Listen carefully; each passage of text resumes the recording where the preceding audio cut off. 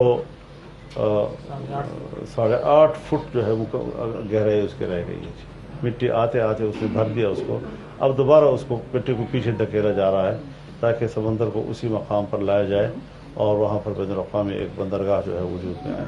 अब ये चीज़ें हैं कि जिस इक़दाम में अगर आप कामयाब हो जाते हैं तो फिर पब्लिक में आपको एक एतमाद दोबारा बहाल होगा और इसी तरफ हम जा रहे हैं।